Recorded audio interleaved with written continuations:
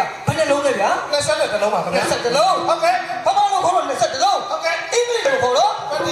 21တာပြန်ကြည့်စမ်းပါကွာ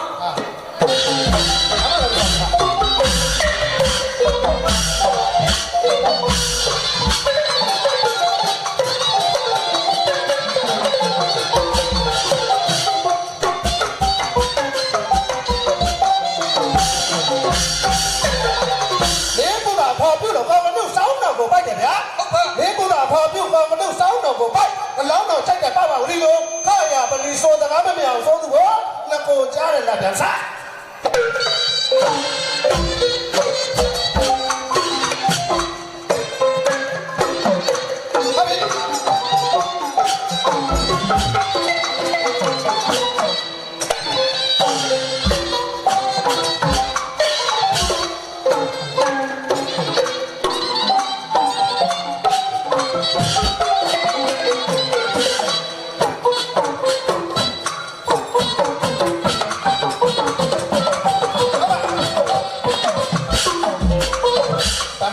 ကိုရှော်ပြီဟုတ်ပါ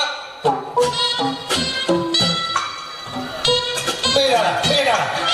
ညောင်မေးတယ်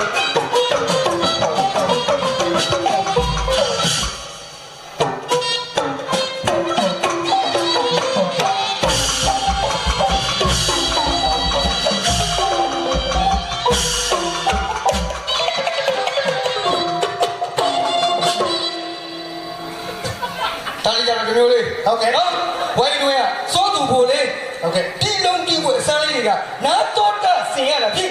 ရှင်ထဲမှာတတိတ်နေဗျာရှင်ထဲမှာတတိတ်နေဟိုဘကပမလိဆရာကြီးပြီးအစိုးအပိုက်နဲ့တော့ပမလိဆရာတော့ဟုတ်ပမလိဆရာလေးကိုရွှေပြပါခင်ဗျာကိုရွှေပြလားဘာမှယူဘေတိ